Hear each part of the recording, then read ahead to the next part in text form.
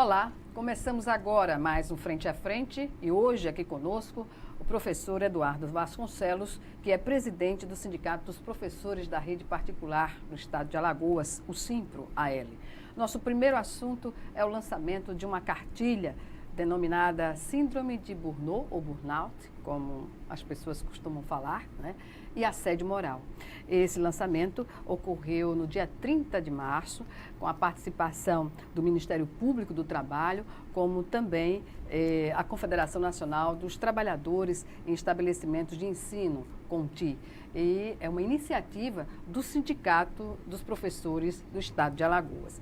Bem, primeiro eu pergunto sobre essa iniciativa, né? O que motivou inicialmente ao sindicato a tomar essa iniciativa de elaborar uma cartilha tão bem colocada, porque é muito objetiva e atinge a vários profissionais que lidam, não é, com pessoas, enfim, nessa relação de trabalho contínua no dia a dia, na sala de aula ou fora dela.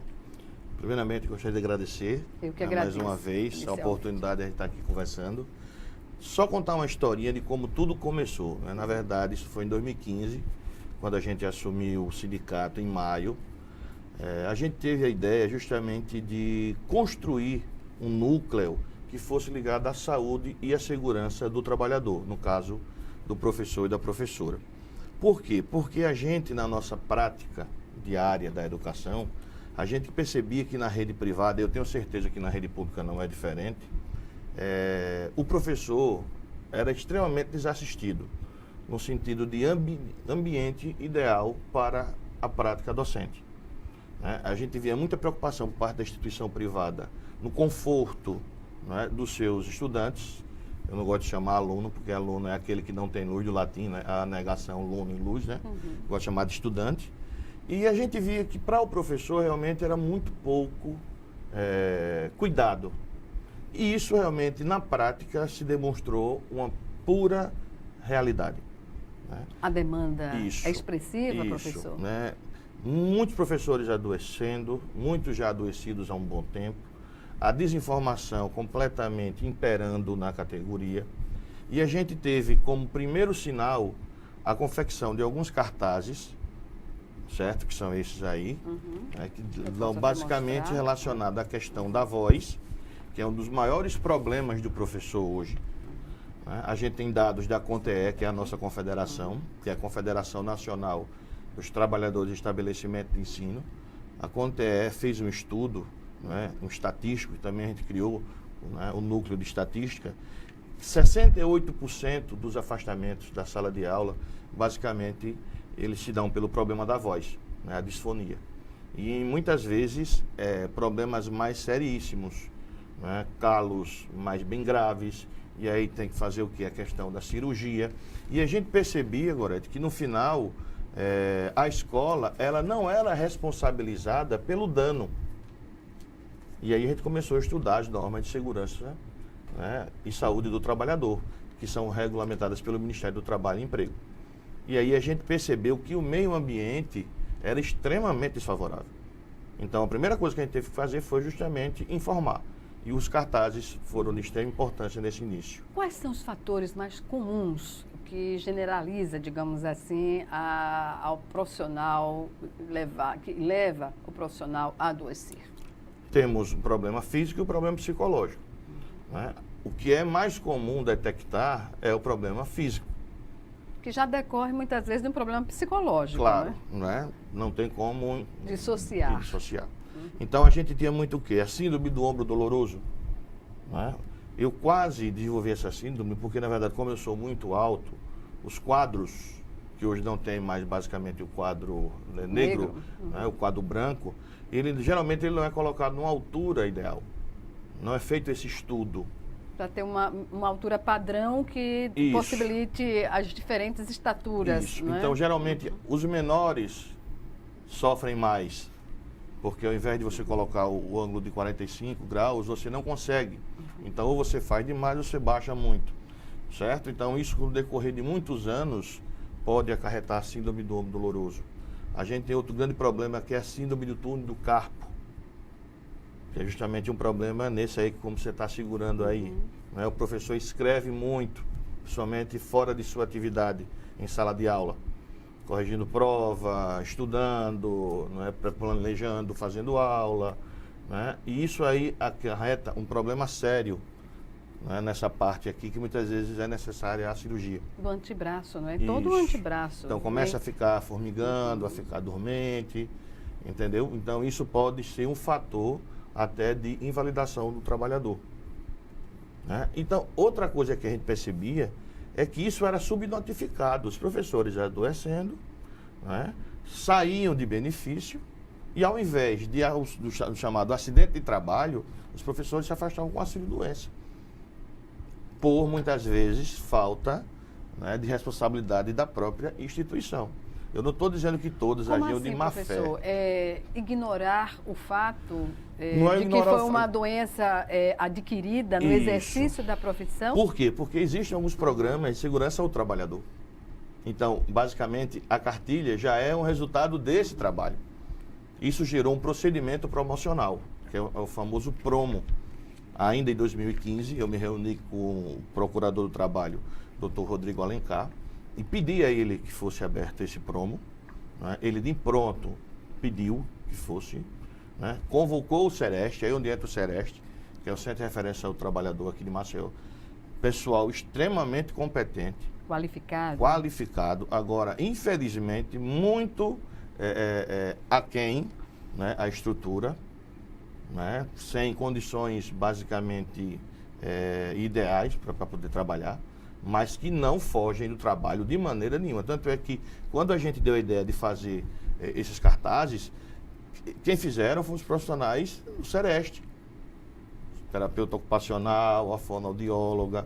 Só que na hora de construir a parte estética, né, a parte realmente da edição dos cartazes, houve um problema técnico, porque lá não tinha, né, o programa ideal. Então a gente teve que, na época, pagar para um rapaz, aí ele construiu, né, o resultado ficou muito bom. E aí também a gente imprimiu esses cartazes.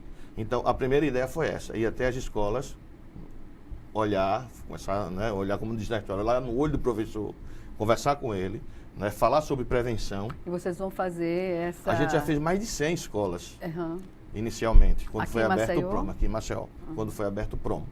Né? E aí tem o quê? Né, isso que você me perguntou. É desconhecimento também, porque existem normas de segurança e saúde do trabalhador, que são regulamentadas pelo Ministério do Trabalho, como o PCMSO, o PPP, o PPPR. E nada disso desapareceu com a reforma trabalhista, não é? É importante que se frise nesse sentido. De jeito nenhum. Então, por exemplo, as escolas não forneciam a CAT, que é a Comunicação de Assistente de Trabalho. Então, existia a subnotificação. Certo? Então, a gente pegou uma realidade de segurança ao trabalhador completamente caótica. E a gente começou a dar uma, vamos dizer assim, moldada dentro da legalidade. Olha que a gente não está pedindo nada demais, não é nada de excepcional, não. É simplesmente o que diz a lei, né? Para que a escola se adeque. Que até então era desconhecida também dos professores, com dos certeza, profissionais, né? Com certeza. Por exemplo, o exame médico. Tem que ter o exame médico admissional, não é? O periódico e o demissional. Apesar de que a gente sabe que como é feito esse exame. Como né? assim, professor? É uma fábrica de fazer dinheiro. Você faz exame, você está bem, está sentindo alguma coisa, né? Afere a pressão, né? Abre a boca, pronto, tá o trabalho.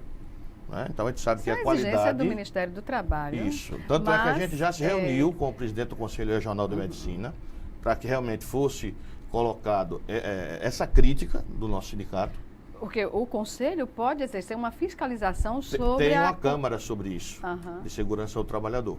Né? E pior ainda, a gente pegou uma instituição de ensino, que foi até notícia em jornal, que na verdade estava burlando e fazendo com que, aí tem a conivência do profissional da saúde, né? Fazendo exames retroativos.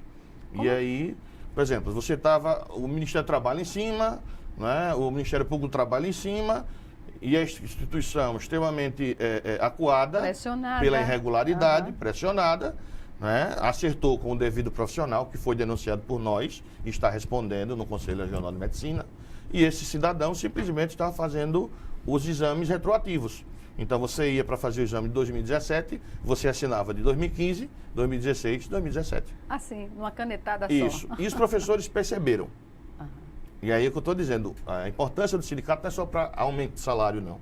Né? É de conscientização da categoria. Conseguimos conscientizar todo mundo? Lógico que não, mas houve um avanço. Tanto é que vários profissionais tiraram fotos e mandaram para a gente, foram lá denunciar o sindicato. Aí caracteriza a fraude. Pronto, né? Certo? Então, provavelmente haverá punição tanto para a instituição de ensino, e o próprio dono posteriormente confessou isso a mim, né?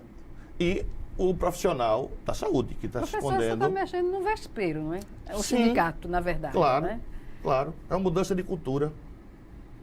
Né? Infelizmente, a gente está na crise de representatividade que a gente está, porque os sindicatos não querem fazer aquilo que realmente tem que fazer. A sua parte. Isso. Né? Fiscalizar. Né? Ir atrás, cobrar. Né? Então, isso no início houve, infelizmente, muitas queixas por parte de escolas, por parte de faculdades, mas isso é normal. Né? Toda mudança de cultura, ela gera um desconforto. Resistência, mas melhorou muito. Né? Melhorou muito, porque hoje a gente sabe que a prevenção, coisa que antes nunca foi pauta na educação, coisa que infelizmente na rede pública não acontece, mas na rede privada a prevenção, ela é sim pauta, e a gente tem parceiros que estão ao nosso lado para justamente brigar juntos, né? Não no sentido punitivo, que inicialmente o procedimento promocional não tem o sentido de punição. Há um tempo de adequação, tudo é analisado, Gorete, até a água da instituição. E o que é bom é que isso beneficia não só o docente, mas também todo o corpo técnico e administrativo. Porque também, vai né? médico do trabalho até a instituição, sim, a qualidade da educação. Toda a comunidade escolar. Vai médico assim. do trabalho, vai terapeuta ocupacional, vai fono, vai engenheiro do trabalho. Então tudo é analisado. E muitas vezes, para se adequar, há um custo. E por isso que aí as instituições acabam não gostando ou tentam burlar. Mas muitas já foram pegas, muitas não entregaram. Inclusive tive uma conversa recente com o procurador para que realmente fizesse um levantamento, para que realmente, infelizmente, o lado apenas informativo passe também ao lado punitivo. Qual é a primeira medida que o sindicato, junto com o Ministério do Trabalho, digamos assim, toma para... quando detecta uma irregularidade como essa? Geralmente, né, o que é que a gente faz? São partes. Né? A gente faz o levantamento das instituições, né? Isso fica a cabo do sindicato. E aí a gente fez primeiramente, no primeiro ano, 2015, foram 34 instituições. No segundo ano, no caso 2016, foram 32. Né? 2017, mais 30. E agora, recentemente, eu mandei mais 20. Por que não mais? Porque não há condições? Porque tem a questão da limitação, tanto do sindicato, porque geralmente vai um diretor acompanhando, né? E antes da reforma trabalhista, devido à questão da diminuição da receita, a gente comprou um carro, né? E aí iriam todos no carro do sindicato. Hoje a gente vai ter que, infelizmente, diminuir e agora iremos no carro do Sereste. E ao invés de 3 vezes na semana, como já foi colocado em outros anos, infelizmente agora só apenas uma vez, às sextas-feiras pela manhã. Professor, em relação a essas, digamos assim, essas dificuldades geradas à atividade sindical por conta da aprovação da reforma trabalhista, a gente vai tratar no próximo bloco. Em 1 minuto, o Frente a Frente está de volta. Até já.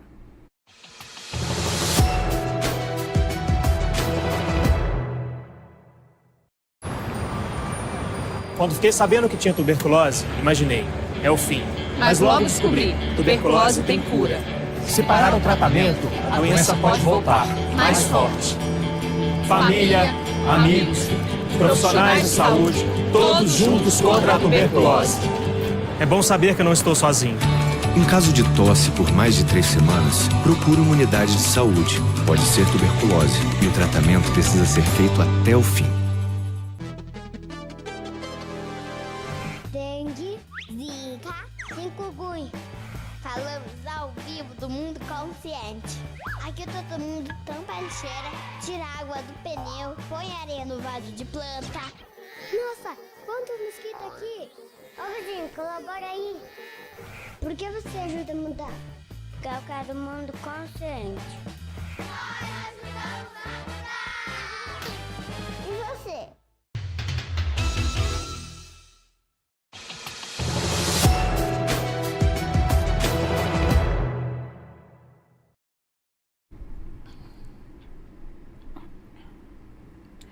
Bem, estamos de volta com Frente a Frente. Neste segundo bloco do programa, a gente aborda as questões econômicas do sindicato, dos trabalhadores, dos professores, não é, da rede particular aqui no estado de Alagoas, o Simpro, e conversando, claro, com o seu presidente, Eduardo Vasconcelos, fazendo uma retificação do que anunciei no início do programa, aqui da entrevista, o lançamento da cartilha, essa cartilha aqui, que trata da síndrome de Burnout, ou burnout, e assédio moral, aconteceu no dia 30 de abril, e não 30 de março, como eu havia falado. E, portanto, a partir de agora, ela segue indo às escolas, junto com o sindicato, com a equipe do Ministério Público do Trabalho, e é uma iniciativa do Sindicato dos Professores aqui de Alagoas. Bem, em relação às atividades do sindicato, o senhor falou na redução da receita do sindicato, sobretudo agora que as pessoas estão deixando de fazer a contribuição anual. O que representou para o Simpro, em termos financeiros, essa redução, essa medida? Até agora é um desastre, né? Aí você pode me perguntar, Eduardo, você é a favor do imposto sindical? Não. Certo? Eu não sou a favor, não. Agora, a forma como foi retirada, na verdade, foi uma punição ideológica. Poderia ter sido gradual. Gradual. Uhum. Né? Ninguém perde uma receita, por exemplo, de 60%, 70%, como muitos sindicatos aí. Eu acho que o Simpro se enquadra, né, dentro dessa margem de um ano para o outro. Né? A gente contesta a forma, né? A gente concorda com o Ministério Público do Trabalho, com o próprio Ministério do Trabalho, que na verdade a contribuição sindical ela é um tributo, é um imposto. Consequentemente, não poderia ser tirada por lei ordinária, e sim por lei complementar. Tanto é que isso já levantou 18 ações diretas de inconstitucionalidade no próprio Supremo. O Supremo ainda não se manifestou. Mas isso tudo, Gorete, que a gente está fazendo aqui é dinheiro. O que o profissional, seja ele professor ou outro profissional, não percebeu é que, primeiro, tem que separar o joio do trigo. Qual é o sindicato que está trabalhando ou não. Né? O sindicato que não está trabalhando se resolve na política, não é matando o sindicato. Certo? Se acha que não está sendo bem representado, é ter o espírito coletivo, se juntar, se unir à categoria, se filiar ao sindicato, e a categoria dá o rumo realmente que o sindicato, né, deseja representar a sua categoria. Então, não adianta querer, por exemplo, eu não me sinto representado pelo sindicato, vou me desfiliar, certo? Não vou contribuir e simplesmente você mata o seu sindicato. Então, diretamente você vai negociar agora com o seu patrão. Né? Então, a história vê que, na verdade, as grandes conquistas do trabalhador, que muitas delas foram flexibilizadas pela reforma trabalhista, elas advêm do quê? Da luta coletiva. E a luta coletiva se dá através do sindicato. O grande problema é que acabam, na reforma trabalhista, confundindo o sindicato com a associação. É livre a associação, tudo bem, mas o sindicato não deixa de representar o trabalhador. Faltou citar. Certo? Aquele trabalhador que não quer e muitas vezes tem o orgulho, aí é uma questão realmente ideológica e eu respeito, mas bate do peito que diz, eu não vou contribuir com o sindicato, mas eu não vi até agora um que chegou e disse, não, eu não quero ter o reajuste de 15% dos 2 anos que o sindicato conseguiu na Justiça do Trabalho através de dissídio coletivo. Porque a representação, ela continua. Quando você entra com ação civil pública, quem vai pagar, na verdade, é aquele que está contribuindo com o sindicato. Então, a gente passa para a terceirização do financiamento do sindicato. A Gorete paga a contribuição, a Gorete paga a taxa assistencial, a Gorete paga a mensalidade. Eu, Eduardo, não pago nada e tenho basicamente as mesmas conquistas que você tem. É por isso que uma decisão judicial não é justo, mas também é perigoso. Uma decisão judicial já aconteceu aqui no Brasil recente, que um trabalhador entrou com ação justamente para cobrar a questão da contribuição sindical. O juiz, o que é que ele disse? Então faz o seguinte, agora você está fora da representação sindical. Entendeu? Então é um dia de trabalho por ano. Muitas vezes eu comparo um sindicato a um plano de saúde. Muitas vezes você só percebe a importância quando você precisa. E quando você chegar lá na porta do sindicato, você, como você disse, tem até no NAP, o Núcleo de Apoio Psicológico, a gente tem o psicólogo hoje à disposição do professor. Até quando a gente vai conseguir bancar, a gente não sabe. Como eu falei para você, a cartilha a gente não conseguiu. R$ 13.500, Gorete. 1.000 cartilhas. A gente teve que pedir apoio à nossa confederação, que é a CONTE, para a CONTE, né, financiar. A gente fez aqui, faturou em nome da CONTE e mandou a nota fiscal com o boleto. As festas do sindicato estavam ficando famosas. A última festa, um sindicato que praticamente hoje era desconhecido, chegou a ter 1.800 pessoas, dando banho em sindicatos tão antigos e que hoje estão questionados, como por exemplo o Sinteral. Isso hoje tem o quê? A gente comprou um carro para estar o quê? Interiorizando o sindicato. A gente, em 3 meses de gestão, a gente abriu uma sede em Arapiraca. Teve que fechar. Professor, voltando à questão da síndrome, não é? Que é o objetivo dessa cartilha, a síndrome de Burnout ou Burnout, né? E assédio moral. E o senhor não é médico, mas já tem o domínio, né, dos sintomas que caracterizam essa doença quando ela acomete o profissional. E quais são os sintomas mais perceptíveis? O esgotamento. Eu posso dizer isso com toda certeza que eu tenho, não fiz nenhum diagnóstico na época, certo? Mas eu tenho quase certeza que ou eu estive próximo, muito próximo de tê-la. Né? Primeira Como coisa, ela se caracteriza? É um esgotamento, certo? Você começa pelo estresse excessivo, você começa a se esgotar. E esse esgotamento não é só físico, não.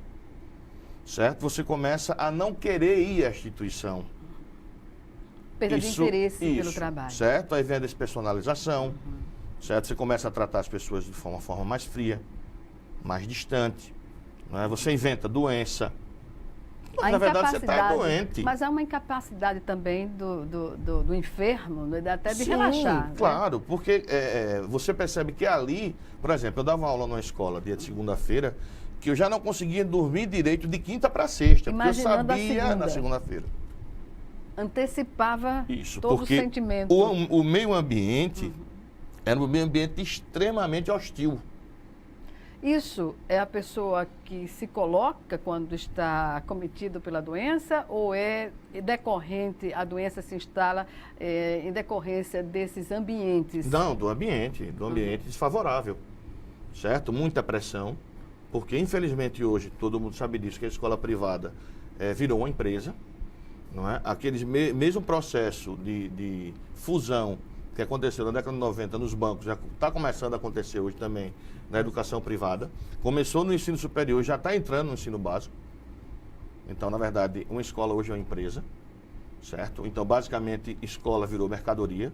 O sindicato patronal acaba me criticando muito quando eu falo isso, que na verdade não são todas. Mas quando a gente fala o nome daquelas que são ruins, a gente acaba sendo processado, né? Então, não pode generalizar não podemos também, generalizar, mas na grande maioria hoje, a escola virou simplesmente uma empresa atrás de lucro, virou mercadoria. Pois é, mas tem um contraponto aí. A própria comunidade escolar, os pais de alunos, crianças notadamente, já têm instrumentos, não é, para identificar qualquer problema e fazer a denúncia através das mídias, das redes sociais, de um telefone, de um smartphone, enfim, mudou essa relação. Não fica mais, a escola não fica mais tão, digamos assim, ela hoje tem que ser aberta à comunidade para ela se estabelecer no mercado. Mas eu acho que falta também informação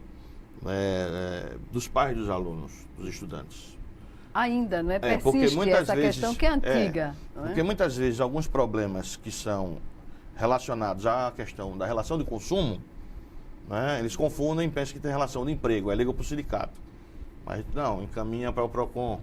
Né? Por exemplo, uma coisa que também está diretamente ligada a gente, mas a gente age enquanto sindicato, mas que eles podem agir também enquanto pais, né, dos estudantes, é o PROCON, o número excessivo de alunos de sala de aula. Que não é permitido. Não é permitido. Existe na educação infantil. Existe uma resolução de 2002, a resolução 55 do Conselho Estadual da Educação, que limita, né, o número de alunos em sala de aula. Inclusive, ela está também inserida na Convenção Coletiva do Trabalho. No ensino superior, ainda não temos essa limitação, né, desde que você se adeque ao espaço físico, né, se tem essa adequação.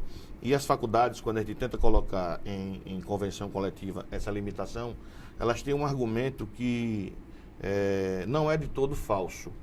Por exemplo, um primeiro período ele começa com 50 alunos, mas no segundo período já dá uma baixada para 40. Não é? Isso é comum acontecer nas faculdades. Isso. Então, o que é que eles alegam? Que se torna inviável a gente começar a limitar do primeiro, por exemplo, 40. Então, eles podem, daqui até o quinto período, a gente vai estar com 3, com 4. Se seguir essa... Entendeu? Porque então realmente há uma evasão significativa. Mas isso não quer dizer que também não tenham cuidado com a saúde do professor. Pois é, e ainda sobre a saúde, como combater a síndrome de burnout? Primeiro com informação. Né? O grande problema é que geralmente a síndrome de burnout, ela nasce de um primo, não é? Importantíssimo, que é o assédio moral. E é por isso que a cartilha traz são essa primos, questão. Na verdade, a gente gosta de ser sempre de uma forma não técnica, que são primos. Porque o assédio é caracterizado por pequenas violências dentro do meio ambiente. Que constrange, que cria, que leva à depressão também. Então, o que é interessante é, primeiramente, a gente tem que saber o que é o assédio. Primeiro, como é que a gente vai descobrir isso? O assédio moral. A cartilha ela é perfeita, tanto é que ela pode ser um projeto nacional. Um projeto... porque a gente enviou para a CONTE, agora no dia 25 teve a reunião da plena com a executiva, foram enviados alguns exemplares para lá, eles vão analisar. E parabéns, professor, você está muito bem elaborada. Muito obrigado. Vocês contaram com técnicos do Ministério... com o nosso Alberi Lima, que é o psicólogo lá do NAP, do Núcleo de Apoio Psicológico. A Fabiana Morim também, ela foi uma parceira, uma psicóloga, e a Lígia Cavalcante. Então, na verdade, foram os 3 profissionais que compuseram toda a concepção da cartilha. Isso. E a editoração, aí foi o pessoal da comunicação do Ministério Público do Trabalho. Gostaria aqui até de agradecer em público ao Luciano de Assis, que foi o responsável pela editoração de toda a cartilha. Né? Então, ela é muito bem informada, ela é muito bem construída, ela é muito didática. Então, poderá ser até usada por outros sindicatos do Brasil. Né? Essa aqui é específica para professores. Mas pode ser adequada a outras profissões. Fiquei muito feliz hoje que quando abri o site da CONTE, que é a nossa confederação, ela já estava lá em PDF. Né? Então, querendo ou não, é o Simpro de Alagoas dando a sua contribuição na vanguarda, né? Na saúde e na segurança do trabalhador, da educação de todo o Brasil. Porque não é só, né? Também está no nosso site a cartilha em PDF. Então, aquela pessoa que não quiser ir lá pegar, né, ou que acha que vai demorar um pouco até chegar na sua instituição, vai lá no nosso site, que está lá também. Né? Os professores da rede pública, tanto da municipal, das municipais, né, que são vários municípios, 102 municípios, e da rede estadual, também pode ter acesso à cartilha lá do Simpro. Né? Eu acho que a maior arma é a prevenção. Aí o conhecimento, né? E também a fiscalização, né? Porque na reunião que a gente teve no lançamento da cartilha lá na sede da Procuradoria, com o doutor Rafael Gazaneu, uma coisa ficou bem clara. Né? O assediador, ele tem que saber que está assediando, que muitas vezes não sabe. E o assediado, ele vai ter que saber que está sendo assediado. Pois bem, vamos tratar deste assunto de uma forma mais pormenorizada no próximo bloco. O Frente a Frente volta em 1 minuto. Até já.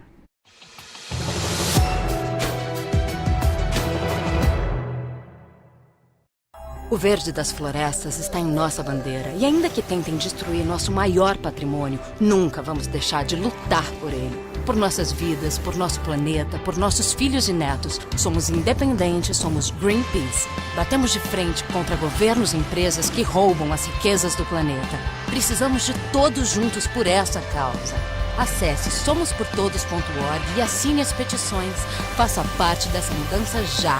Greenpeace, somos por todos. Quando aquele seu amigo namorador teve a primeira filha, você falou que ele passou de consumidor a fornecedor? Já aproveitou ônibus lotado para se aproveitar da passageira? Já falou, prendam suas cabras que meu bode tá solto? Pode parar. Isso incentiva o machismo e a violência sexual. A gente só muda a cultura do estupro mudando o nosso modo de ver o mundo. Machismo. Já passou da hora.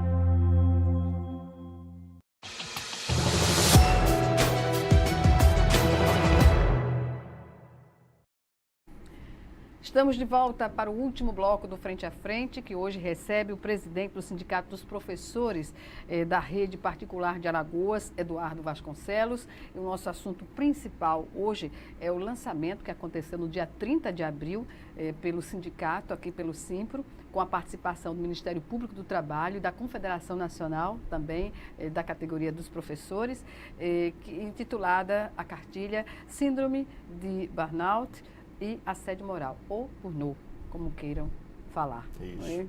Então, a nossa entrevista agora vai tratar da questão do assédio moral. O professor disse no final do bloco passado que muitas vezes a vítima não sabe, né? E o agressor também desconhece o que é assédio moral. Como isso se dá na prática, professor? Muito simples. Em algumas escolas da periferia, é muito comum, né, até pela baixa formação do profissional, esse é outro grande problema que a educação aqui privada está passando. Né? A educação hoje, principalmente na docência, muitas vezes virou bico. Como assim, professor? Bico. A gente não tem o que fazer, vai dar aula. Sem nenhuma vocação. Muitas vezes sem nenhuma formação. Uhum. E vocação, né? Também. Vocação. Né? Em princípio tem de ter vocação. Teve até um comercial recente que gerou até uma certa polêmica. Né? Venha ter outra renda, né? Venha fazer licenciatura, lembra? Lembro. Que gerou uma... Infeliz. Pronto, é o retrato, é a realidade.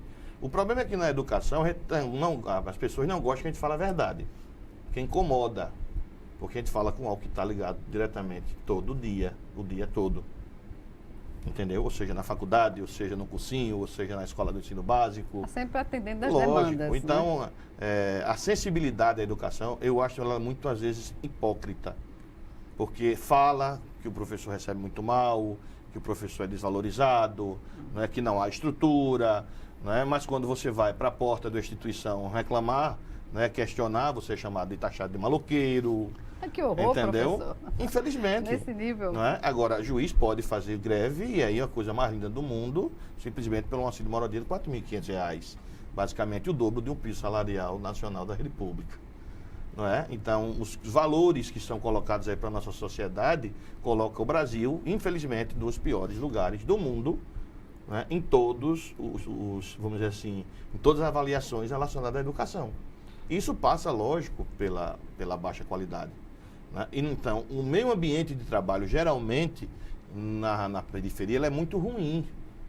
Né? Então não se tem noção. Não se tem. Então, para o professor que não conhece, ser tratado daquele jeito, que adoece, é normal.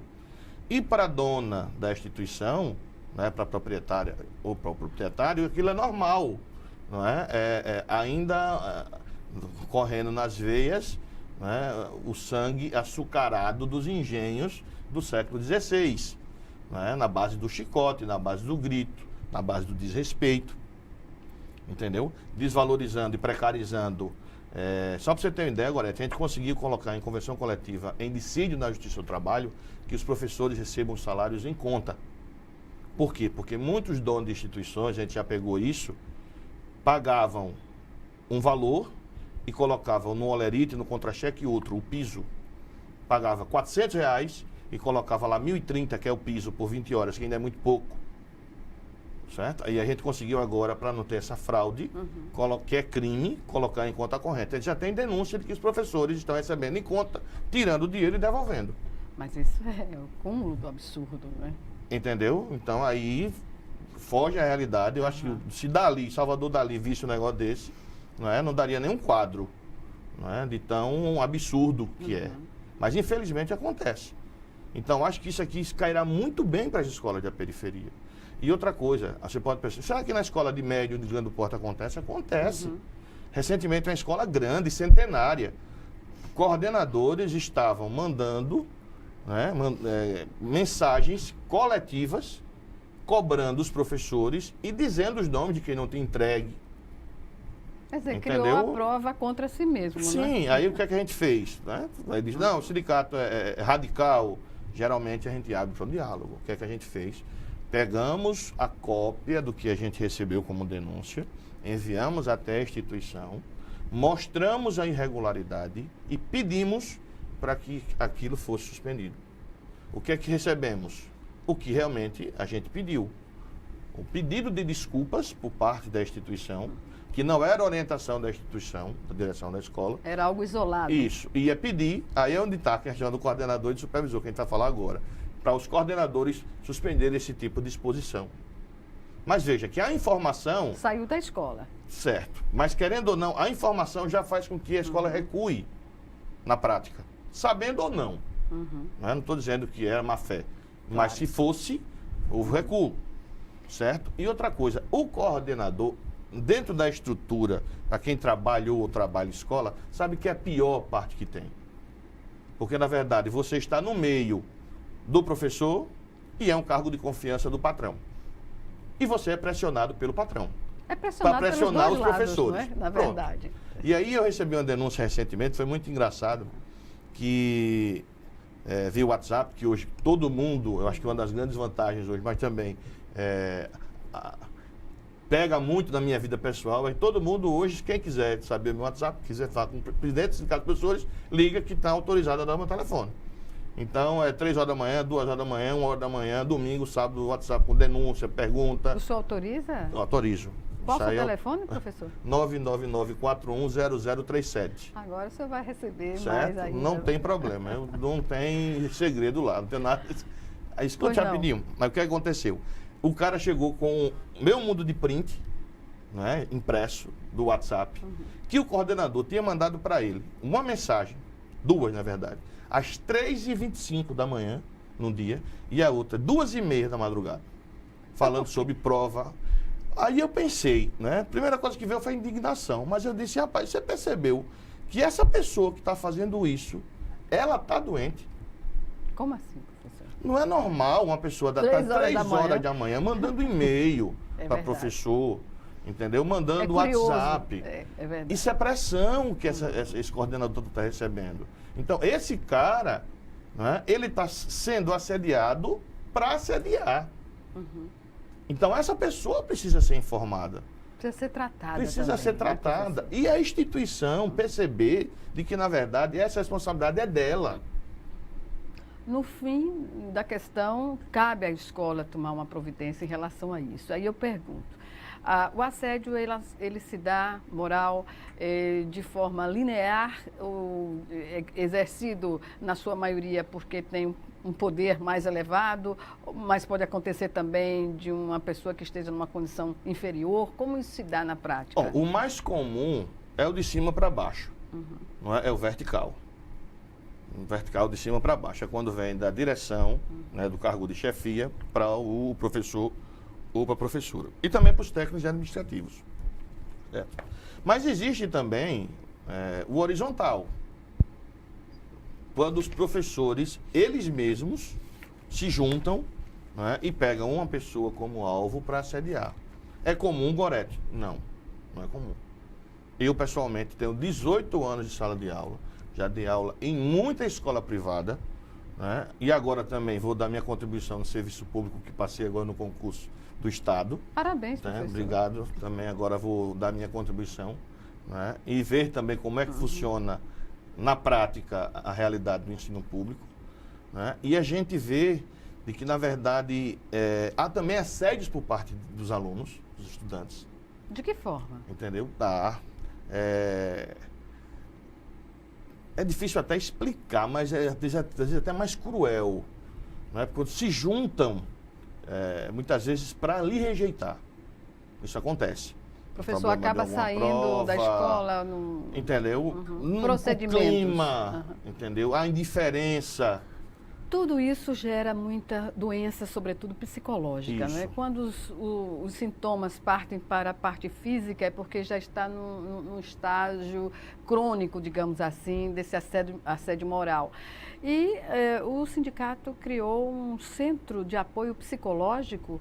Quando foi criado esse centro? Foi criado em 2016, é o NAP, o Núcleo de Apoio Psicológico. Então a gente tem, inclusive na própria cartilha, está lá dizendo o dia, a hora que o profissional está lá à disposição. E por incrível que pareça, Gorete, o que a gente vem recebendo, ele é muito sério. De repente a gente recebe um professor aparentemente calmo, mas quando ele começa a conversar com a gente, porque já pegou uma certa confiança, aí você percebe o descontrole, você percebe o desabar de um ser humano, a desconstrução de um profissional, que muitas vezes estudou tanto ali, com tanto amor, para estar na sua profissão, e que na verdade vê seu sonho completamente destruído. Isso é um parêntese, professor. Observa-se que grande parte desses profissionais que trabalham na rede privada são muitas vezes massacrados até pelos pais de alunos, né? Sim. Sobretudo pelos pais de alunos, né? Muitas vezes que querem fazer do professor um profissional, um trabalhador seu, né? Isso. E esquece, na verdade, ali é uma relação de consumo, né? Uhum. Pensa que é o seu próprio empregado. Exatamente. E ele é o empregador. Uhum. Né? Mas isso só acontece porque há a conivência da instituição. Da escola. Deixar que esse contato, ele se realize em alguns momentos completamente desfavoráveis. Uhum. Eu não estou dizendo que num plantão pedagógico, mas o núcleo, ele tem recebido muitos profissionais. Muita demanda. Uhum. Inclusive, a gente tem, infelizmente, 2 casos de tendência tão grave, né, da questão psicológica, de tendência suicida. Chega a este nível. Chega ao nível que muitas vezes já está no extremo, e aí a gente faz um encaminhamento. A gente tem essa responsabilidade de encaminhar para o profissional. Né? E isso é muito controlado, isso é muito restrito, é muito fechado. E tem que lá ser, dentro, né? Lógico, pela questão da exposição. Da privacidade ser preservada. Inclusive, a gente tem algumas pessoas que estão em tratamento até contínuos lá no sindicato. Entendeu? O grande problema é a subnotificação. São os problemas que acontecem e que, infelizmente, não são registrados para que fossem enviados realmente para os órgãos competentes, para que aí venham políticas públicas para agir diretamente. Porque a política pública, ela vai atingir não só as escolas públicas, mas como também todo o universo, né, de escolas privadas. E outra coisa que a gente não pode esquecer, eu gosto sempre de frisar isso, geralmente todo professor da rede pública, ele também é da rede privada e vice-versa. E muitas vezes está em mais de uma rede pública municipal, rede pública estadual, até na federal, no caso dos institutos federais. Entendeu? Então há um emaranhado ali que não se dissocia, né? E que o conjunto adoece.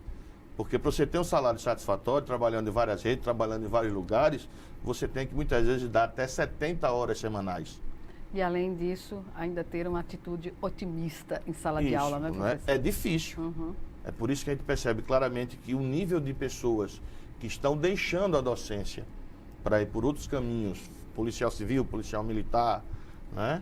Ou aqueles que você vendo como é tratado um professor, né? Não quer aquilo como referência para a sua profissão, né? Foi como a gente começou aqui em off. Né? Você diz, daqui a pouco é uma profissão que não existe mais. Pergunta a um adolescente hoje que quer ser professor. Fica essa pergunta para terminar a entrevista. Pois é, bem colocada, porque o professor é a base de todas as profissões e deveria, portanto, ser bem mais valorizado. É verdade. Eu agradeço mais uma vez a sua participação aqui, professor Eduardo Vasconcelos, e até uma próxima oportunidade. E Terão, agradeço mais uma vez. É muito bom debater, falar. Né? A educação é essencial. Obrigada. Obrigado eu. Obrigada a você também que nos assistiu e até o nosso próximo encontro aqui, Frente a Frente.